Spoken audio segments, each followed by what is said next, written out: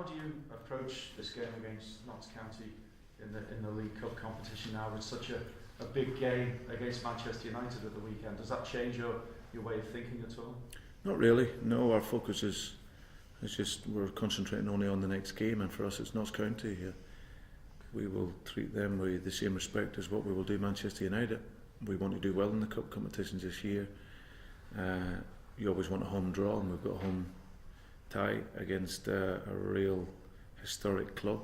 You know, Chris Kawami has gone in and his first job, Chris, and went in obviously temporary at the end of last season and has picked up the baton this season. And even though they probably haven't made the ideal start, you know, with 3 losses and a draw, it's something that I'm sure they'll pick up because they've got some good players. So for us, we'll always respect every opponent we play, no matter what division they're from, and our focus is really on ourselves to get the job done and get in the next round. With respect, you'll still utilise the whole squad, one would imagine. The Premier League managers tend to do so in this competition. Tend to, but it'll be an opportunity for some players, you know, to get a game that maybe haven't featured. But no, the core of our team will very much be there. If there's an opportunity to recover 1 or 2 players that maybe have had little niggles, then we'll look at that. But we'll have a strong side out. Transfer window remains open for another week, so you're probably going to be busy. You still got targets. Is Victor Moses maybe one of them on a loan deal? Well, we've got targets. There's speculation around many names over the course of the summer. But for us, while the window's still open, we'll continue to look to improve the squad, and then, as I said, we'll hopefully come out at the back of it with a stronger group. Or the players that I've got at the minute have been doing brilliant, and I've got every faith, even if we didn't get any more in, that these players will do really well for us this season. But the idea for us is to strengthen it that little bit more, and hopefully we can do that. Another club rumoured to be in for Gareth Bale. It's not you, is it? Sorry?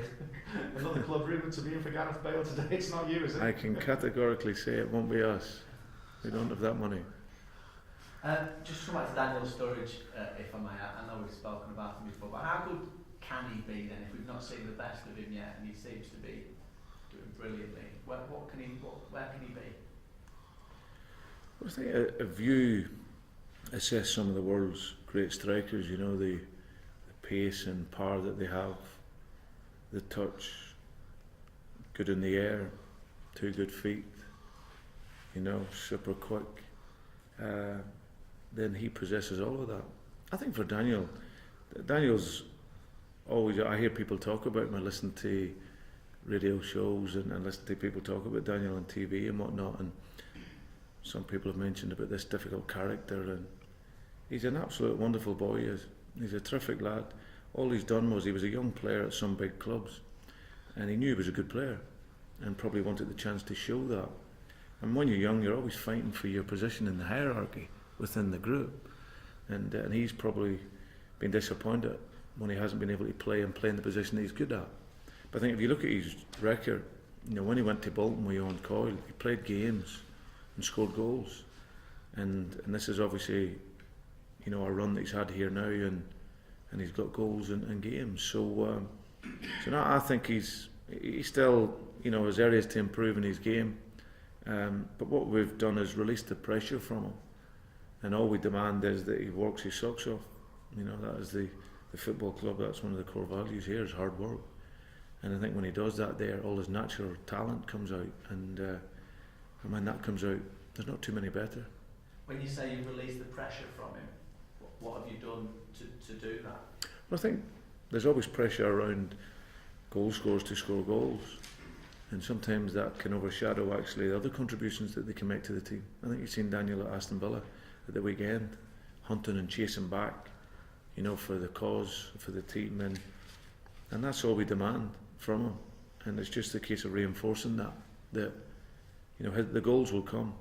Strikers are judged in goals and games, but it's also more than that. You've got to be willing, you've got to be a worker for the team, and that's something that has been reinforced to Daniel, and now he gets himself on the training field.